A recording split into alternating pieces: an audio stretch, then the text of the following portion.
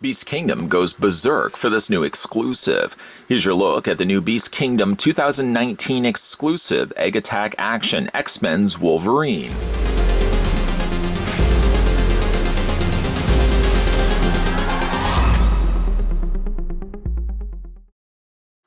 The product code for Wolverine is EAA-084. This is the X-Men Wolverine in his brown costume. Figure features over 28 points of articulation, interchangeable hands and head, and a unique X-Men display stand.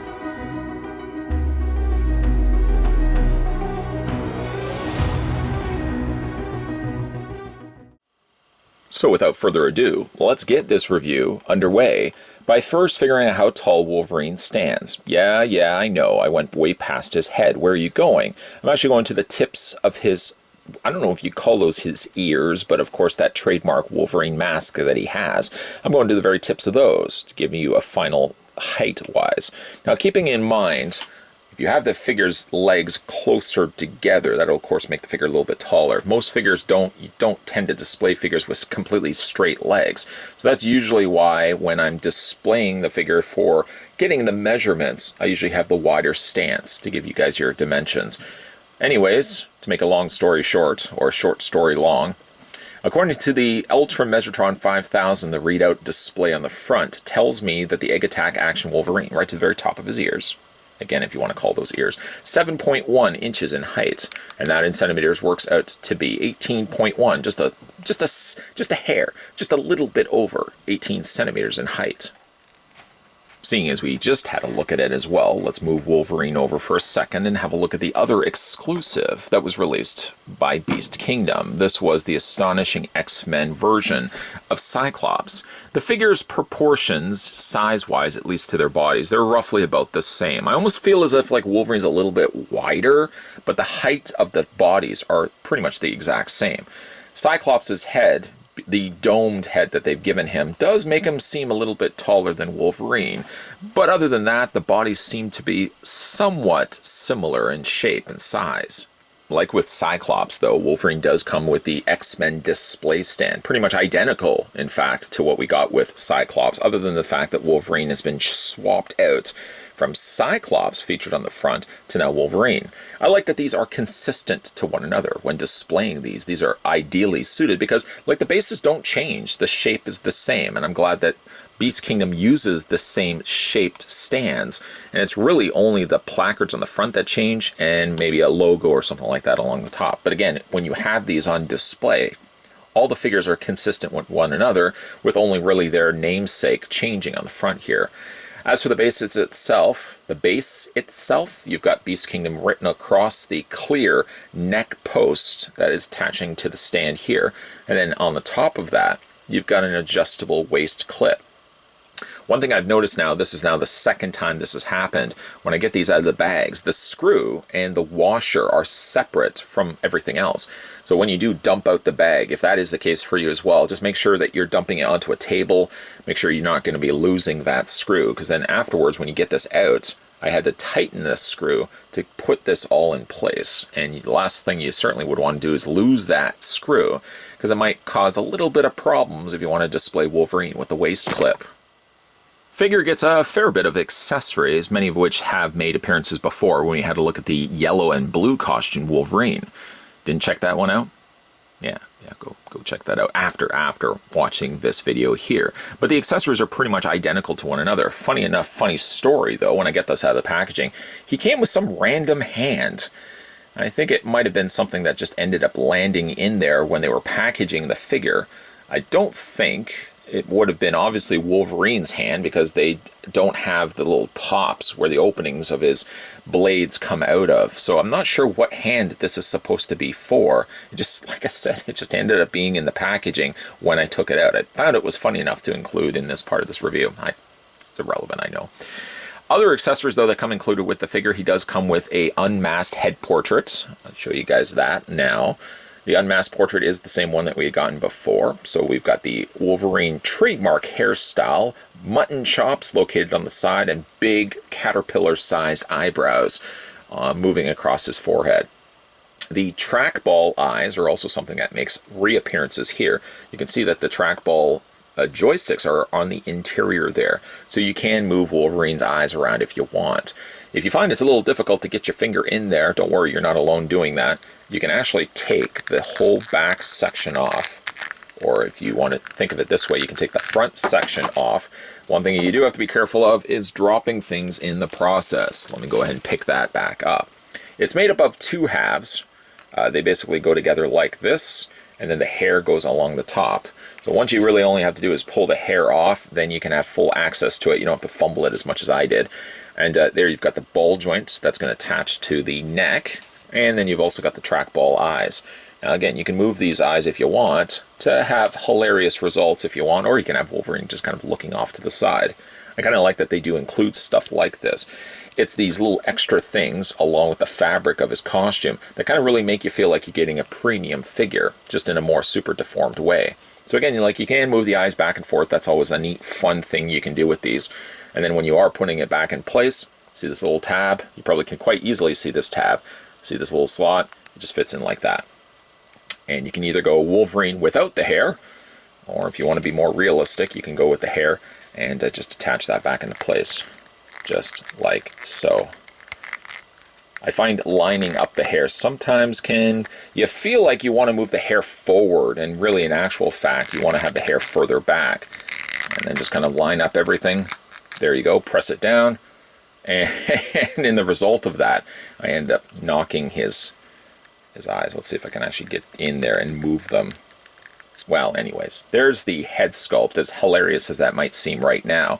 I'll show you how that changes that onto this head in a second, but maybe I think before we get to the rest of his accessories, we'll have a look at the figure. Again, not much has changed from the previous Wolverine that we had a look at. I believe the other one that we also looked at was an exclusive that came with that Sentinel display stand. That Wolverine would have had a blue clad costume with the yellow and the blue. This one goes with more the, not the traditional, because the blue and the yellow came first, but one that I've always kind of liked a little bit more, the brown and the yellow. I like the brown and the yellow myself just a little bit more. I always kind of think of my heyday of liking X-Men, and even in the X-Men, I think Arcade also had Wolverine wearing the brown costume. Pride of the X-Men, I think, also had Wolverine in the brown costume. Kind of like my reasoning for liking this costume was kind of around the time frame that I was really heavily into X-Men comics. Wolverine was basically wearing this costume. So it's done in a yellow motif with, of course, the brown featured on the front and the shoulders as well, and the underoos are also done in brown. You've got also the brown pointed boots and also the brown gloves. I'm going to quickly just bring in Cyclops again so you guys can see side by side. I'm willing to bet that they are the same bodies. The more I'm looking at Wolverine, I feel like his rib cage seems a little wider on the figure, but I think it's just the way that the figure's been constructed and probably just the way I've currently got them posed. I can't believe that they are using unique bodies underneath all of this, that they are probably identical to one another. It's just an optical illusion I'm sure I'm seeing. As I said, that these are fabric costumes. The material is very stretchy and has a bit of a give to it. Kind of feels like it is a nylon or like a parachute style of material. It's very stretchy and it fits over the frame quite well of these figures. And it still gives you all the afforded articulation. So there's nothing that really restricts these figures, especially in things like the shoulders and arms. Wolverine doesn't have fabric in his arms, so it's a little bit easier to bend his arms there, and you get a better idea of what those double-hinged elbows and how they work. But all this is done in fabric, and I think that's one of the things that add to making these feel like they're premium figures than anything else. Wolverine does have two swappable mouth plates. Again, you just kind of get your finger in there, and you just pull that out like that. You can see that this is how it connects in place, kind of like a little T-shaped peg.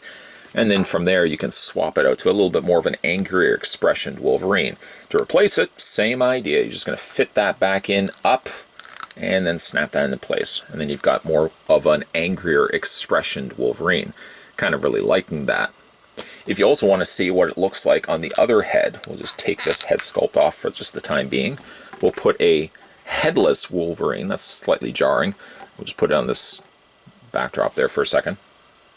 Here's what the head sculpt looks like. I just want to draw one other attention to the fact that this one also has the trackball eyes. I'm not really sure why it has to have trackball eyes, because there's nothing really moving on his eyes. There's not like one focal point, like a pupil or an iris, that is going to be something you're going to notice moving. Because it's all white, no matter how you are moving the trackballs, like even this one here, it's kind of veering off to the side. You wouldn't know anything about that by the way that the trackball, at least from the eyes looking at from the front. I'm not really sure why they would have put trackballs for these eyes when really it serves no purpose at all. Anyways, we'll just put that over to the side. We'll get Wolverine's head sculpt. I kind of feel like Logan's head sculpt. Kind of feel like I'm not digging it with the trackball eyes so wonky the way that it is. So I'm just going to go ahead and just quickly fix those up. Just make them look as presentable as I possibly can. Just bring those down, bring those down. Yeah, a little bit, a little closer than where we... Alright, that's good. Jarring it, hoping not to jar it at all. Let's just replace the hair back to where we had it. Touching not, of course, the eyeballs, because we don't want to make things worse again. Again, sometimes it's just a case of lining everything up. There we go, finally getting it successful. Just before we go ahead and put Logan's head onto Wolverine's body. He does also come with this. This came with the original Wolverine as well. It's basically just the mask portion of his face just peeled back and it drapes onto his shoulders. Make sure you do put that on there. I mean, you don't have to put that on there, but if you want to make it look like at least the mask went somewhere, just put that on there. And we'll just get the figure to stand for a second. Just fix up the trackball on the bottom of his head. There we go. And then we'll just pop that onto, the neck like that. Now the thing about it though is when I am putting it onto the neck, the trackball does move quite frequently. Sometimes the hair does feel like it pushes awfully close to the mask, but I think you can still successfully get it on there. Like it's still moving and it does limit a little bit of the posability. But at the very least, it justifies that the mask just doesn't disappear into end space along with Optimus Prime's trailer. So again, I kind of like the fact that they would include such a thing. Something else that they did include, of course, being that Wolverine does have claws, it would feel slightly misplaced, empty as if I would feel Wolverine would be if he didn't come included with his Adamantium Claws. So he does come with those, and they're done in plastic. The blades themselves are done in plastic, so you want to be a little careful when you are putting these onto the forearms. The figure is incredibly top-heavy, as you probably have already seen a couple of times over the course of this review.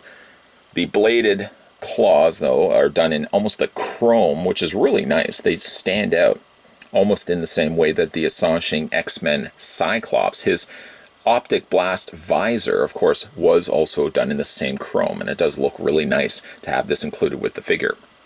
To go ahead and change out the hands, I'm just going to grab the forearms here, wiggle this off as best as you can get it, take the new hand, pop that back onto the ball joint, just being careful. Be careful not to apply too much pressure or any pressure at all to the actual adamantium claws. And we'll go ahead and do the exact same thing on the other side. And we'll just pop that into place. And now you've got Wolverine with his claws.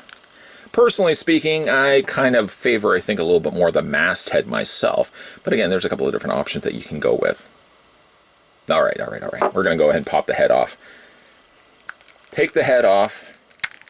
I'm going to go ahead and take this off because we don't need that anymore. And we'll replace this back to how I find I'm going to end up ultimately displaying the figure. Yeah, I like the look of that. The angry look on Logan's face. Of course, claws fully drawn. And of course, he's going to be doing some serious damage. Before he gets to some serious damage, we'll put the figure right there. Pray that he doesn't fall over. And then the other things that he comes included with as well is a pair of open hands. Still with those visible open slots where the claws would come out from. Still, I have no idea why that orange glove came included with the figure, but these are the only real accessories that come included with them, not this hand. I don't know what that hand is actually even for.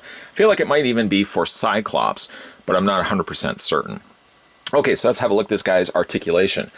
If you have followed this channel for as long as you have, you know I'm a big fan of these Egg Attack action figures. If you're a longtime fan of Egg Attack action, then you pretty much know the kind of articulation that would make up these figures. We'll go ahead and do that right now. So of course, being that he does have a ball joint, the head rotates all the way around. A fair generous amount of articulation as well. You can move the head up, not even just Wolverine, but all the Egg Attack action figures. You can move the head up, you can move the head down quite a bit. You can rock them back and forth also as well. And like I said, you can rotate them all the way around. Upper torso is on a ball joint. He does have the shoulder blade crunch, where you can move those shoulders forward, and you can also move them back. I kind of actually like displaying them further back, especially I would imagine like Wolverine is running with his claws drawn on either side, and having them bend back to the way they do really does add to the overall cool factor of having Wolverine in that certain, in that type of pose. He has a swivel at the bicep. He has now a visible double hinge on the elbow, where Cyclops didn't have that, so it's a lot easier for me to show you guys how that bends. And then he does have a rotation and hinge back and forth on the hands. He does have a waist swivel. His legs split out, as you can see. Even though they are wearing fabric, there's a lot of give happening in the actual joints. When you are moving it, the fabric really doesn't pull on that, restricting what you can actually do with like the legs, the arms, and the torso. He does have a swivel on the top cut of the thigh, double hinge happening in his knee. And even though these are plastic, where everything else is basically fabric, you can rotate the boots slightly, and I think it's just really the more it's been assembled than anything else. The feet hinge up and down, you can rock them back and forth, and he also does have quite a sufficient amount of toe articulation. If you're all about toe articulations on your figures, then Egg Attack Action Wolverine will definitely not disappoint you. Overall, I'm really happy with how this one turned out. I like the Wolverine that was before, the one that we had looked at before. That one was done in the blue and the yellow color scheme. Although I've always been a big fan of the blue and the yellow color scheme, my heart, my all kind of is belonging to brown costume Wolverine. I think that's kind of, again, where I got on board the X-Men train. And this was when popularity for me for X-Men was at its highest, was right around the time that Wolverine was sporting the brown clad costume. For that reasoning, I really like this one, I think, a little bit more than the blue and the yellow one that was released before. Cutesier or super deformed figures may not appeal to the mass market of collectors. I know there's many collectors out there that are really only sourcing out realistic representations of their favorite comic characters. This is a market geared towards people that like the super deformed style of characters, people that pick up vinyls, that have over proportions on heads and limbs that are smaller and proportionately out of scale with the rest of the body. But I think that works well for this particular line. The fact that they are able to also throw in things that I would almost put into the category of super premium figures, things like real fabric, for example. Wolverine also has Trackball Eyes, and you don't tend to see that too often with smaller scale figures like this. So automatically out of the gate, you kind of get that real premium feel with these Egg Attack Action figures. Chalk up also the fact that they also throw in as many accessories as they do. I mean, look at Wolverine. Wolverine had interchangeable faceplates. He also had the interchangeable head and a whole bunch of cool accessories. The Cyclops that we already had a look at had a whole bunch of different optic effects that you could add to his visor. So again, you really get a bang for your buck when you pick up these ones for yourself. Again, it may not cater to everybody, but the people that are on the market and looking out for this new super deformed figures that they can add to their collection really look no further than these Egg Attack Action figures, because there's really a lot of cool things going on with these figures despite their small size. Today we were having a look at the new Egg Attack Action. This was the Beast Kingdom exclusive for 2019, and this was product code EAA-084, or simplified and much more easier, the brown costume Wolverine from X-Men. Really, again, loving the costume on this guy. If you guys managed to pick up this one for yourself, or maybe you picked up the blue and yellow costume Wolverine, or really just based on this review and this review alone, let me know down below in the comment section what you guys think of the Beast Kingdom exclusive for 2019. We already had a look at the Cyclops, we had a look at the Wolverine, and I can tell you there's one other one that we're going to be having a look at on this channel as well. The key, though, is making sure that you are in the know, so when future videos are coming onto this channel, you're not going to be the guy or girl or owl that's missing out.